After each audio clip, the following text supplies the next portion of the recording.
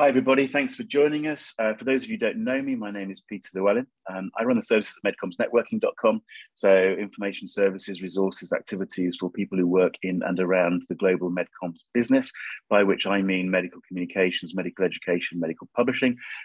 You'll find lots of stuff going on, and there's various associated websites that are worth having a look at. So NetworkPharma TV is where we store all the videos. There's now hundreds of video recordings of webinars and other sorts of content.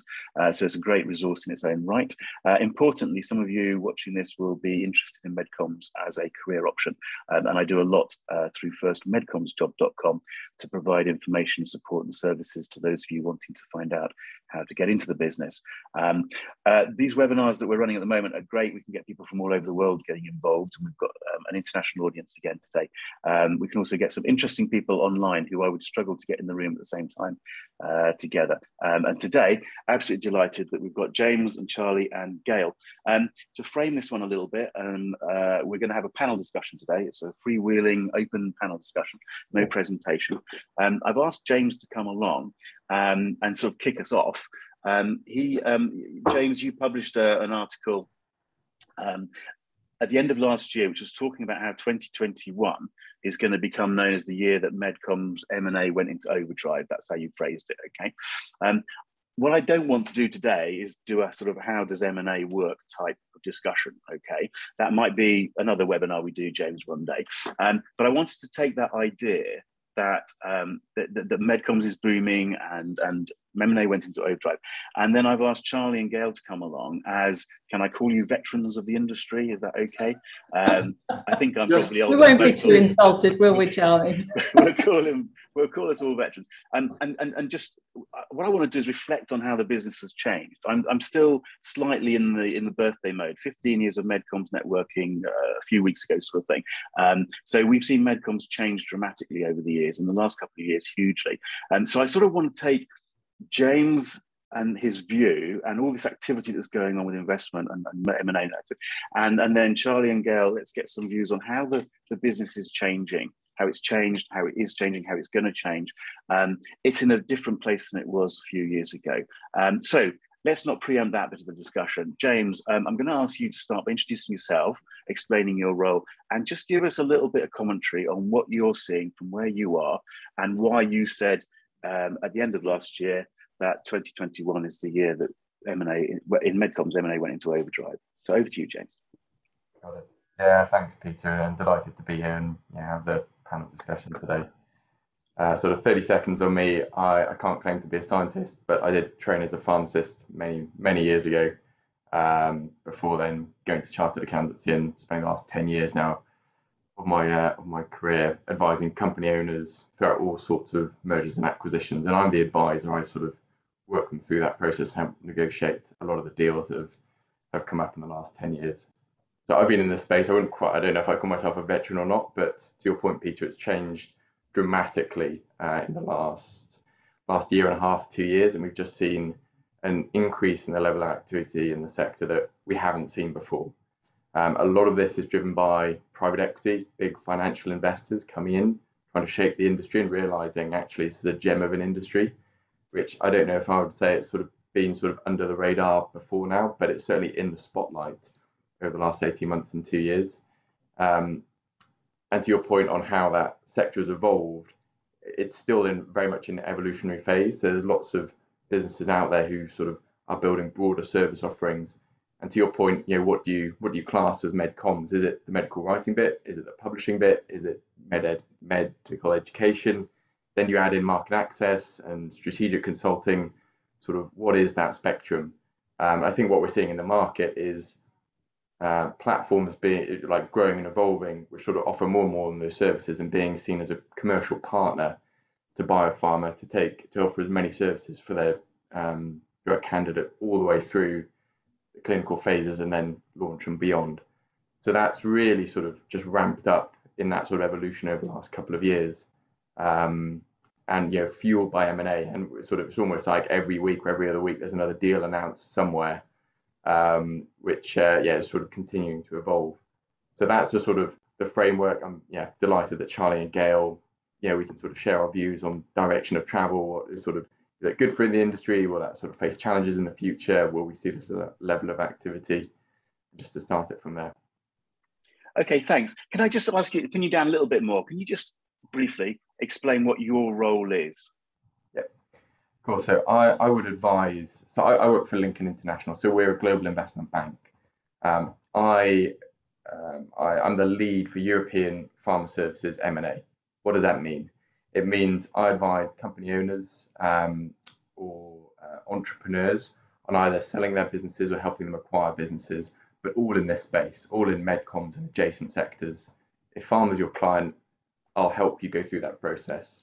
And I mean, it's, you know, a good example is a business owner growing your business to a decent scale, and you start to get approaches from different companies, maybe Charlie or Gail saying, oh, you know, you'd be a great partner for us here at McCann or Fishawack.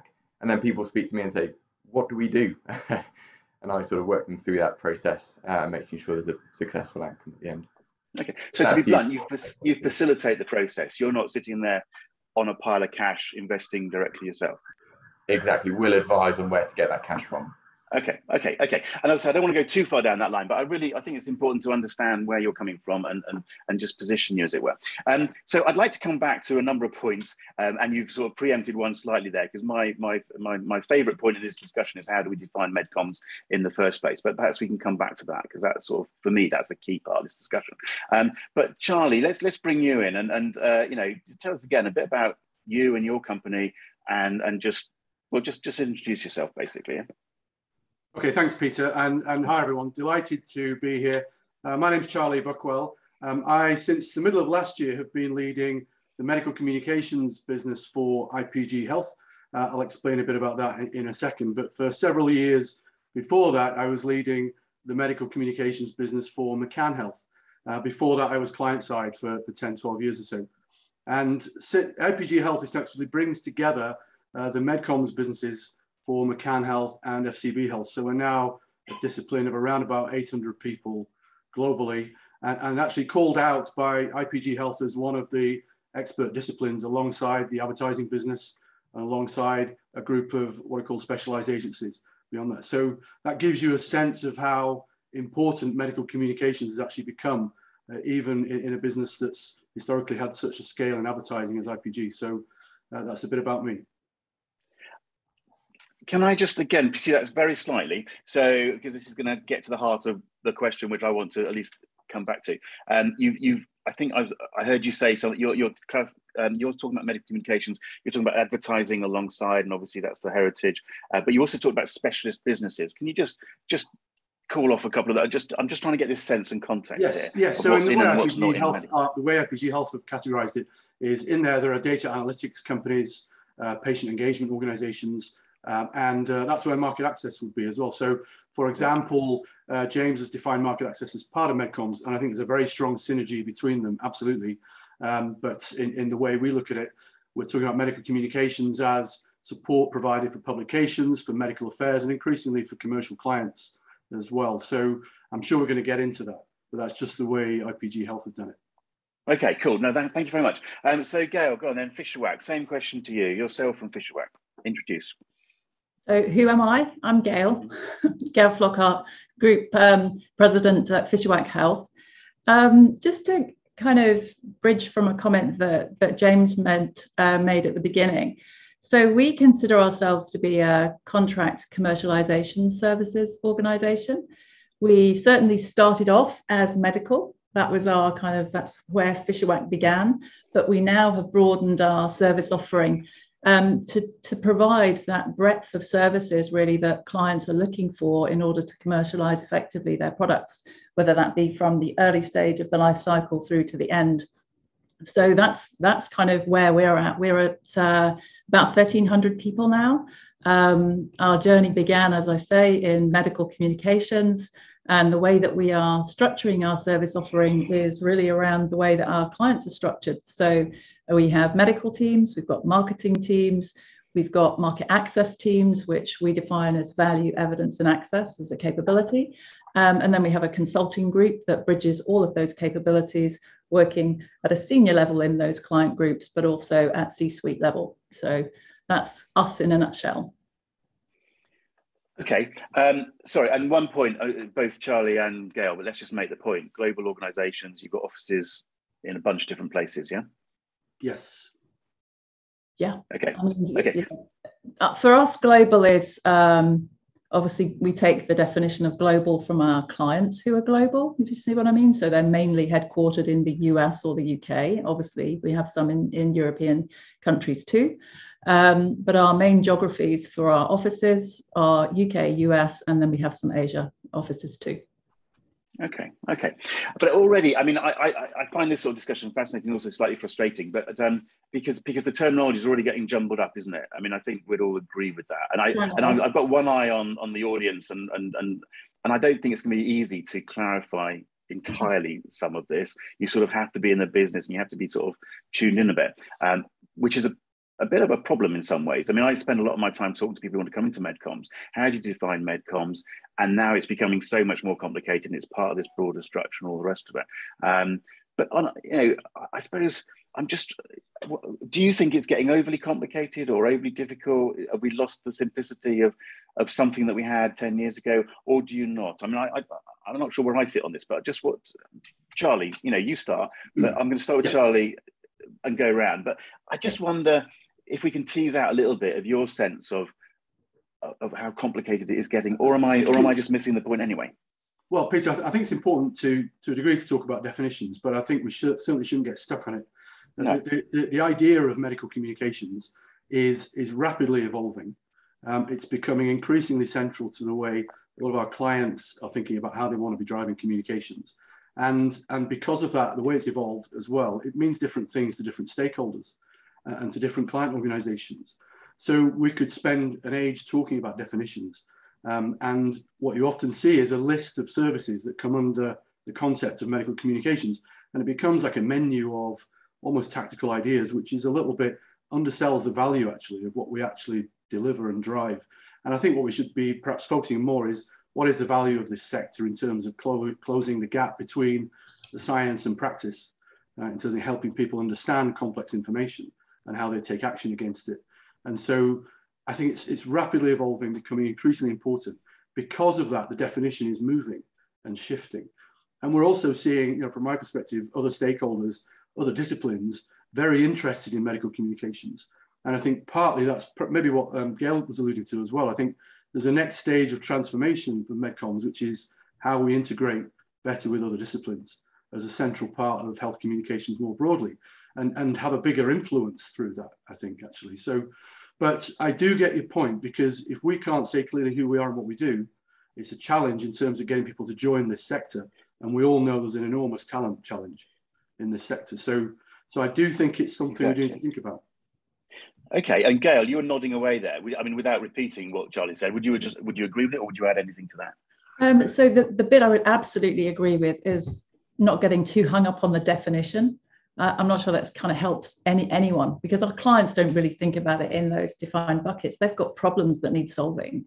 So it's really more about focusing on what our clients' needs are, which is, so in Fishawack Health, we don't get too hung up on the definitions between those different areas, if you like. It's more focused on actually client groups. What are the problems that we need to help them solve? And then how can we work together?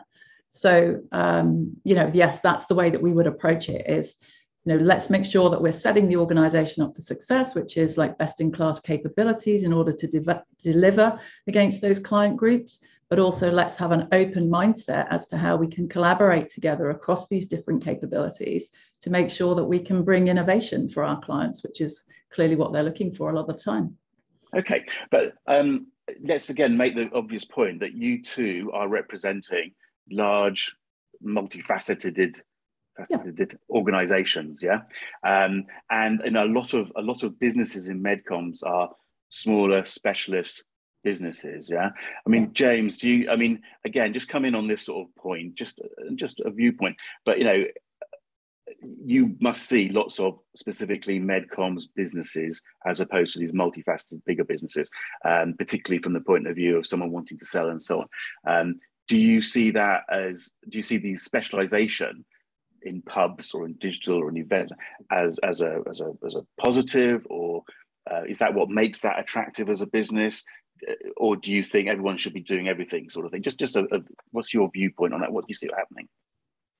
Yeah, so I think definitely what we've seen over the last 3, 5, 10 years is that consolidation of those more specialist niche agencies, being driven by bigger groups acquiring that specialty. And it's interesting what you mentioned, Gail, about describing yourself as a CCO and sort of offering that sort of suite of services. And I guess the debate that you'd have at a board level that Charlie and Gail might be having is, do we start this? Do we employ 1 or 2 people in a specialist sector, or do we buy a company? And one is a sort of a slower organic route, one is a sort of faster route to grow through M&A.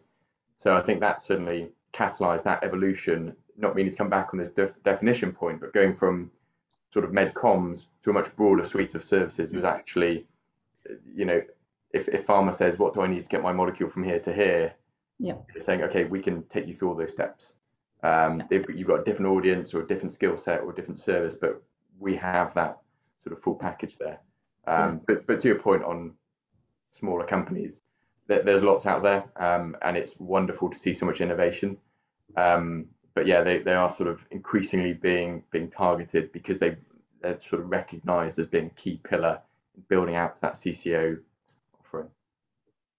Okay, because I'm not going to let this definition thing go entirely, because I think it's at the root of everything.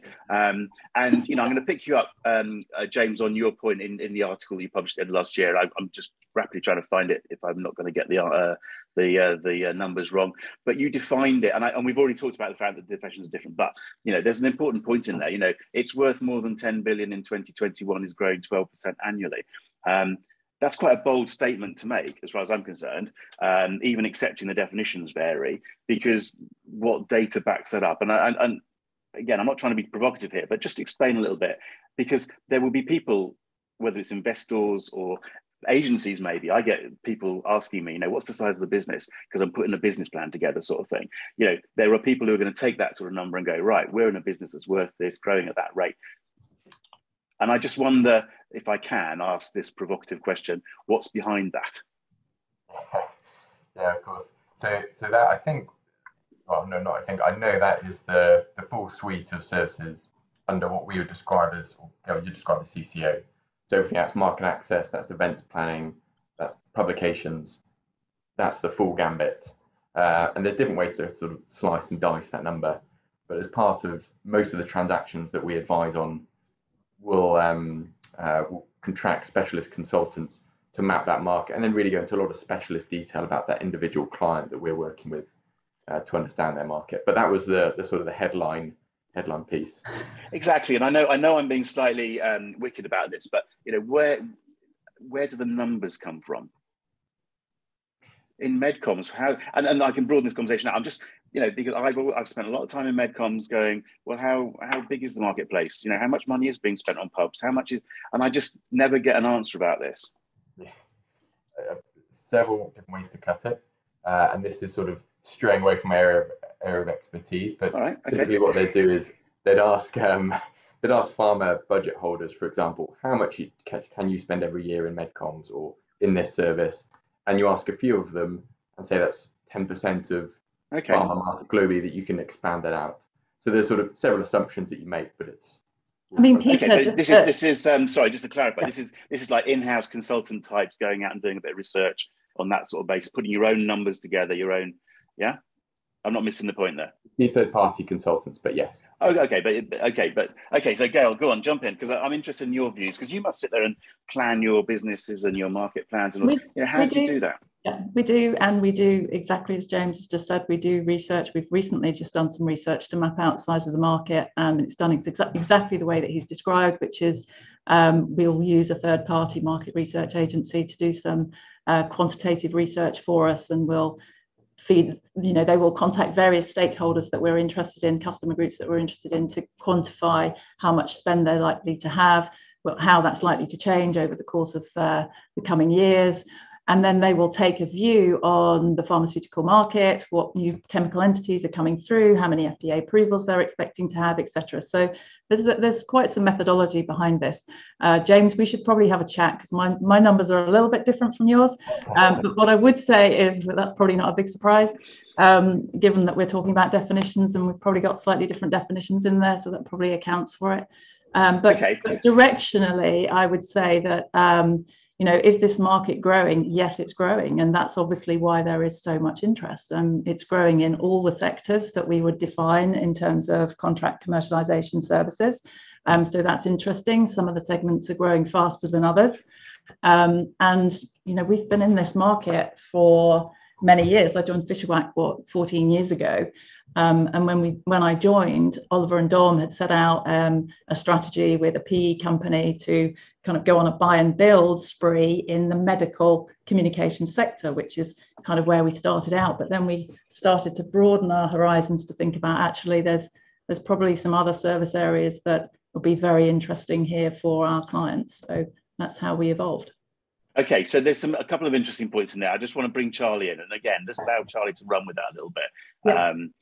Yes. Are you doing your own research and your own? Is everyone doing their own research and putting their own numbers together? In similar ways to as James and Gail described it. And there is fundamentally a lack of data available about this sector, and so you have to do your research. The other way we've looked at it, as well as a client-led, customer-based, demand-led kind of approach, is also on looking at numbers of staff that you can see, where there is perhaps a little bit more information available if you believe what people say on websites and other sources, then that can give you a cross-check. And we similarly have come to a different number to where James got to. But I do think the growth trajectory is there. And it's clear that money is coming in overall and from other disciplines into this sector. So that's absolutely why it's such great interest. And also because I think there's several as yet untapped opportunities in this field. So it's definitely growing, and if anything, we remain resource constrained as a sector. Yeah. Okay. So my frustration in the past sometimes has been, people go, look, Peter, who cares? The business is booming and we're growing, and so what, sort of thing. There's a part of my brain that wants to know, in the context of what's the base and etc. Let's leave that one alone a little bit. But I do go around going, MedComms is booming, and you're all basically nodding and going, MedComms is booming. James has said over the last couple of years it's transformed. But is it as simple as the pandemic has transformed the way we work? MedComms has responded. I don't know. What are the reasons? Is it pandemic, or was it always going to happen anyway? James, again, let's start with you and your view on what's happened in the last couple of years. Yeah, so there's been a couple of sort of factors which has made this really in the spotlight for investors over the last couple of years. So, let's rewind to March 2020, and if you're an investor and you have several investments across all different sectors, some in travel, some in leisure, some in retail, all of a sudden you're looking at your investments thinking, okay, we've got some work to do here. The world's turned on its head. And what has emerged out of this pandemic is pharma continues to spend, governments focus on their healthcare spending. It's that sort of ecosystem behind pharma, which has really, had to stand up and be the sort of the framework to support the whole industry. MedComms obviously is a key pillar of that. So if you're an investor, you're thinking, I need to get into this sector because it's really resilient, it's high margin, it's fast growth, it's not invested in by private equity investors as much as other sectors. So that's seen that sort of big sort of capital shift towards the space, and that's really sort of ramped up growth. But can't remember the point was just made on how does sort of this growth, how do you keep up with it? Because then you get to resourcing challenges. Yeah. Now everyone's looking to grow and to hire sort of people at that sort of junior and that mid-tier. That is the big challenge in our industry. Every conversation I have with a business owner in the space brings it up as almost the number one challenge they're having. Salaries are rising up. Where do you recruit people from? How do you retain key staff? It's the big challenge. Okay, and there's some key big points in there. Charlie, go on, run with a couple of those. I'll just let you run with it. I won't put words in your mouth. Go on, pick up on a couple of those points. Well, I think that as you alluded to, I think the pandemic has accelerated several opportunities in what we've seen. Obviously, the heightened interest in how medical science is derived and how it's analysed, and then how it's communicated and what effect it has then on policy and practice, I think is there's a heightened public interest about that because of what's happened over the past 2 years. That was a trend perhaps anyway, and particularly with increasing complexity in the science, as we've seen with precision medicine and so forth coming through. I think that has influenced also the increasing importance of medical affairs as a discipline in our clients' organizations. And that is a part of the journey that medical communications is on as well, because they're a critical client for many medical communications agencies. So I think there's several factors that have played into that that have been accelerated. And I think that will continue as we've seen the shift to virtual congresses and meetings. As we now see a shift to hybrid, I think many of our clients are struggling with how to make that work optimally. There's clearly an opportunity to extend reach to a broader set of audiences and stakeholders through that. But how do you make it work effectively for those experts that still want to have that personal contact in an engaging way that they used to have? So I think there are several opportunities ahead, several challenges. And in terms of untapped opportunities, you think about the personalization of content for people. That is a major theme, certainly in our business at the moment. And I think we've only really just started to scratch the surface in terms of what we could bring to that in terms of value. And then there's several other areas as well I'm sure we'll get into. But yeah, I think the pandemic accelerated it in terms of an opportunity, but I think the legacy of that will be long term. Okay, and accelerating those, but also MedComms was in a good position to embrace it, because this whole flexible working sort of narrative, and I mean, I'm someone who says, oh, for goodness sake, a couple of years ago everyone was talking about flexible working, but what that meant was you gave somebody a laptop and said you can work at home if you have to tonight to finish something off, sort of thing. I'm being overly flippant here, but but there was a move towards flexible working, and there were certainly organizations going a long way down the line, and then suddenly everyone had to go that way, and actually you could just a lot of you had a kick, but basically you could embrace that, and therefore more work, more complexity, but a flexible workforce that could expand. You can see how it's happened over the last couple of years. I feel very fortunate, and I'm sure others in the sector do, that we are the kind of business that could adapt quite easily to working remotely. And we actually, with multiple offices and probably several people already working from home, there is an ability to do that, and probably an infrastructure to do that in many organizations. So we're very fortunate, unlike several other sectors that could not. So we've certainly benefited from that, absolutely. Yeah. And I would sit there having conversations with people in MedComms, particularly in big comms groups, and say, we were reminding ourselves that we were in a bit of a bubble. There were other parts of a big comms group, for instance, that were facing really quite severe problems because their business sectors were not responding the way that we were. I mean, but it sort of ends up coming back to the recruitment, the resourcing. Someone's asked when we're talking about resource constraints, are we referring to recruitment? That's exactly the nub of what we're talking about, isn't it? Gail, just again on that front, I mean, just talk a bit about that. Yeah, I mean, first of all, just to kind of echo something that's been said, but the resilience of our sector has been incredible. In fact, I think I'm absolutely sure that Charlie must have felt this and others will have felt this, which was, as we headed into that pandemic, and none of us knew and still don't how long this is all going to last. But, it was just incredible that overnight businesses were able to carry on and no real big issue. I mean, clearly it was an issue for lots of people individually and personally, but what I mean is, the business could actually continue. But the consequences, obviously, we've all been living with, which is, every business is suffering with the Great Resignation. Every business is suffering with attrition levels that we haven't seen before. And that therefore, the strategies that you need to employ need to be much more focused on the employee, their needs, talent strategy, talent acquisition, cultural aspects of the organization. Not that they weren't important before, they were very important before, but they're even more important now, and just kind of getting that balance right is really important. So we spend an awful lot of our time preoccupied on those things today. I mean, it's a huge amount of investment for us is in having a chief people officer, ensuring that we've got internal recruiters to make sure that we're really focused on the specific needs that we've got, and that we are focusing on training and development and professional development for our staff across the organisation. Yeah, it's a really big effort.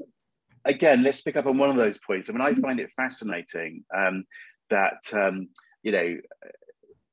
when I started in MedComms a long time ago, you know, there might have been someone who had HR type responsibility, or someone who had marketing responsibility, or someone who, but basically we were just getting on doing client work, and we were expected to charge for it and all the rest of it.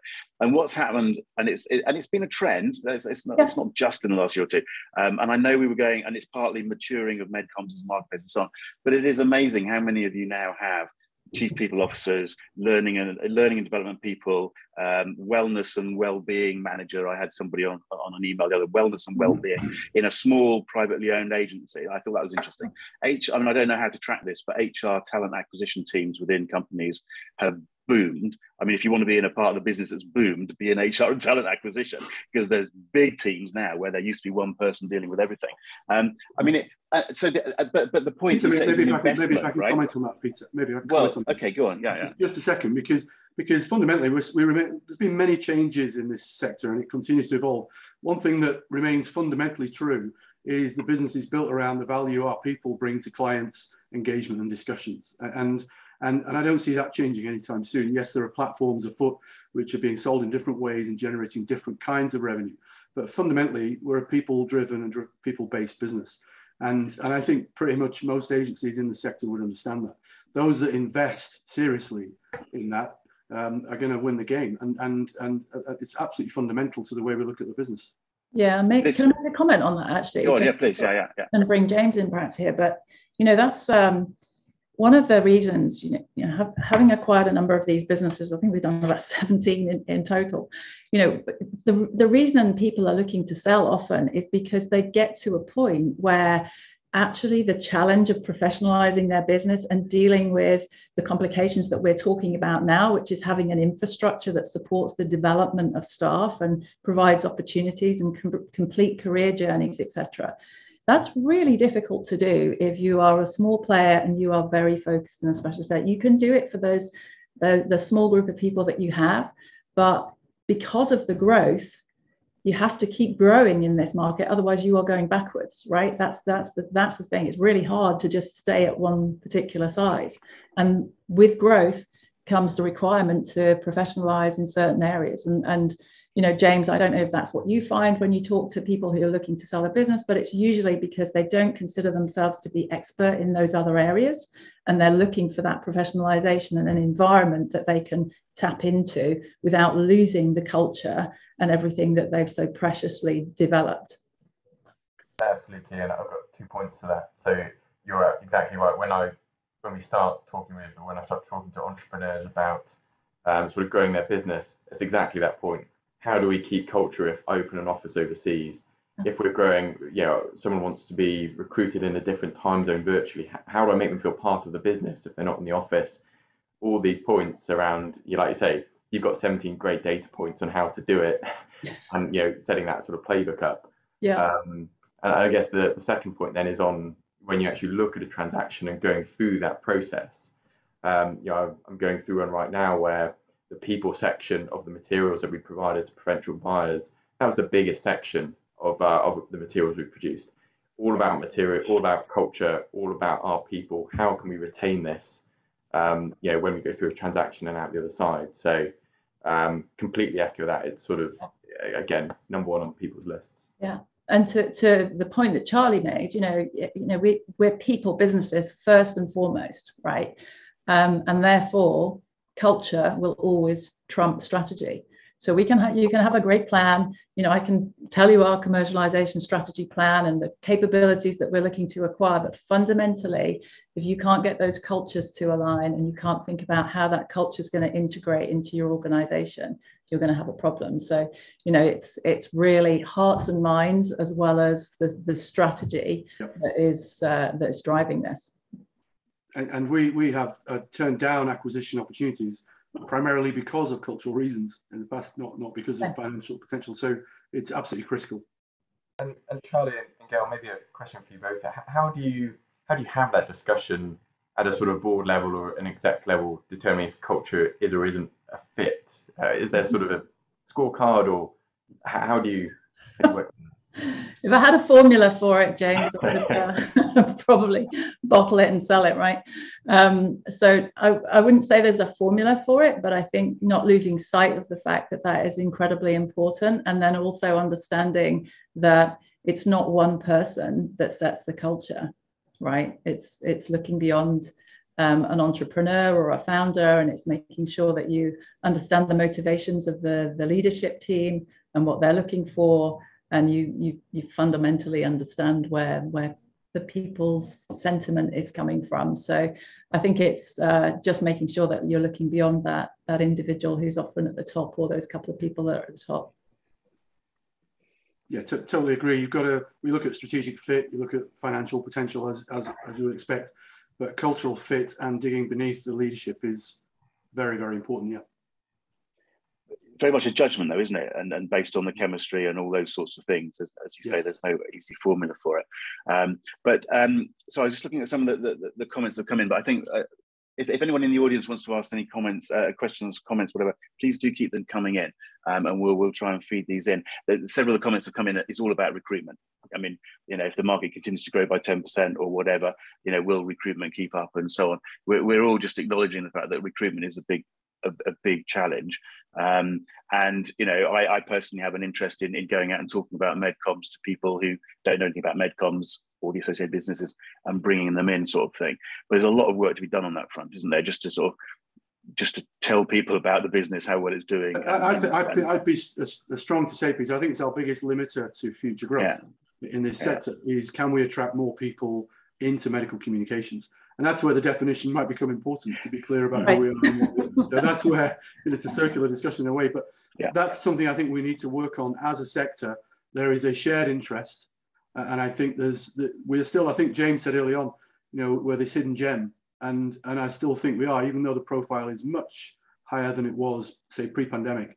I think we have still only just scratched the surface in terms of the awareness that we could and should be generating about the career options and potential futures in this sector, because it's a very exciting place to be. Yeah. Just out of interest, just bringing another side into this, procurement on the pharma company side, as it were.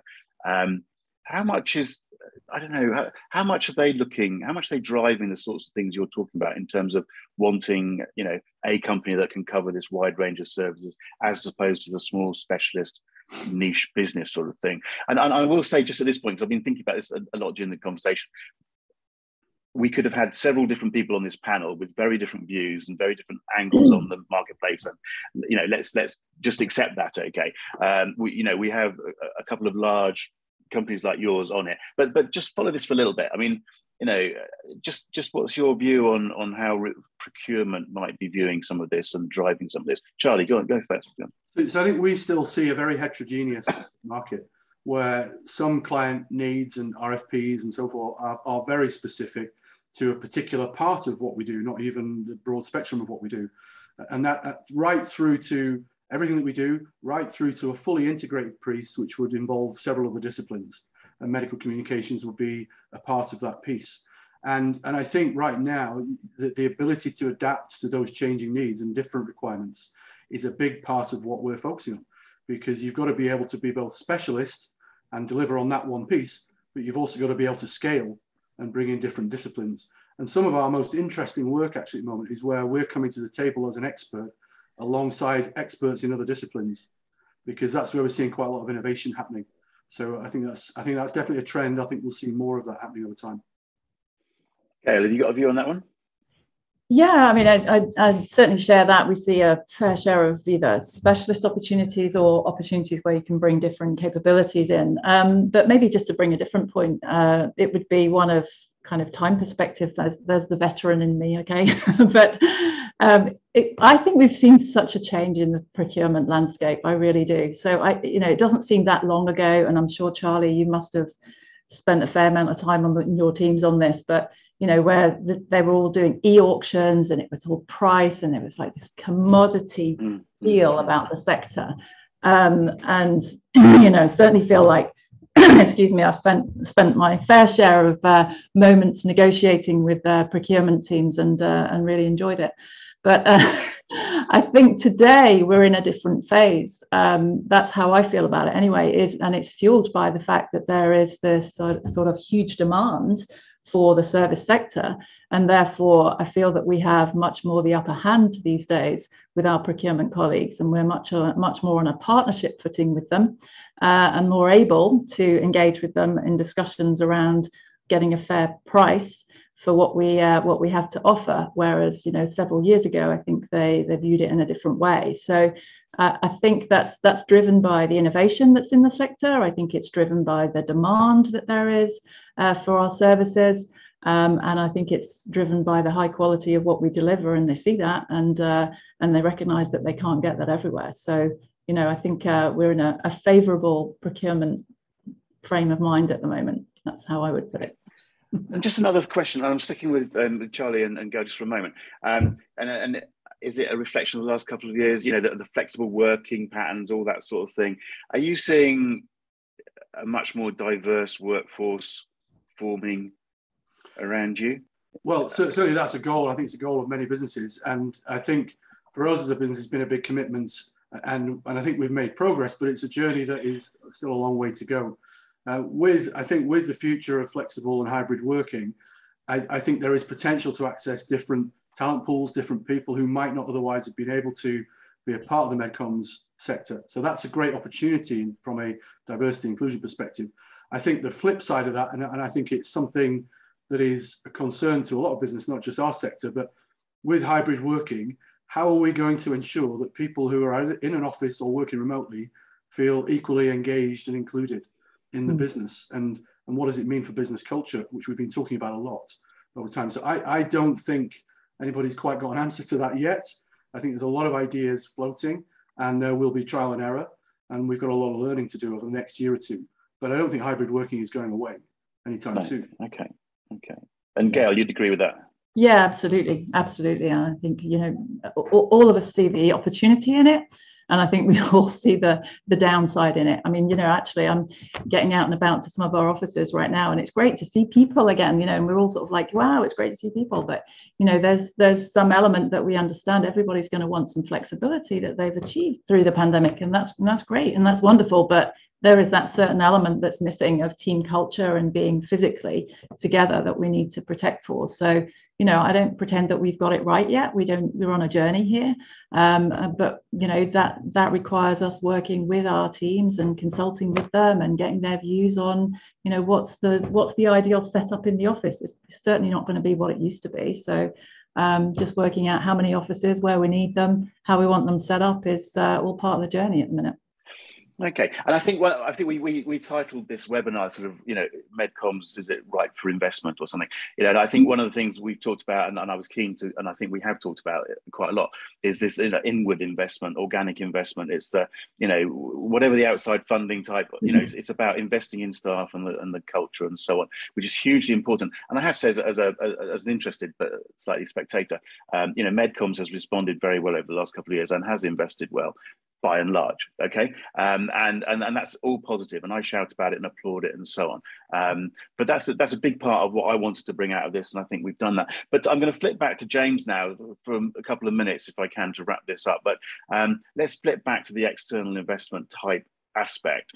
We've all of this is making sense, isn't it, James? And and a lot of it must be making it attractive to an external investor for lots of the reasons we've touched on.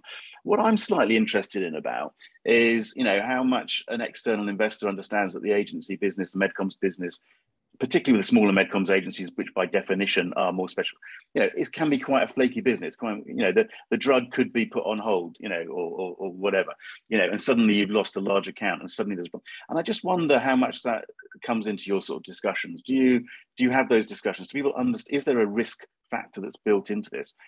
Again, just briefly, what's your sort of take on that, and what's the take of the people you're dealing with? You understand what I mean, or am I? Sorry. No, I mean it's absolutely a factor, and I guess sort of you look at that in combination with several other factors when making an investment, and just based on sort of does that drug get approval? If that's sort of our a client which makes up 80% of our revenue, then that's a big risk factor. But again, just I think like Gail was mentioning about acquisitions around, the person at the top, the people underneath, the culture of the business. There's a whole sort of spectrum of things that they'll look for. And, for example, just on that sort of flakiness of revenue coming in, you look at client tenure, you look at how many separate budget holders you might have within a client, how many molecules you're working on, how many different geographies. If that's been a client for 10 years, no promises they'll be there in 2 years' time, but they probably will be, as long as you continue to do a good job. So there's sort of several different ways people slice data and cut things and look at things and analyze things.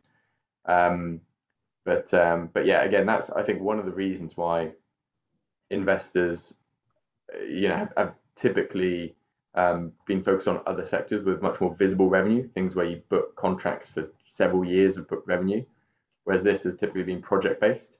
But the world has become much more comfortable with, if a client's here and we're doing a great job, a client would rather stay with you and grow that account out. So I think that's been a bit of a shift, which has meant that people are getting much more comfortable, and investors are getting much more comfortable with this project-based model under an MSA. And I'm getting on the fringes of my knowledge, so I'm looking at Gail and Clyde to tell me if I'm sort of yes or no.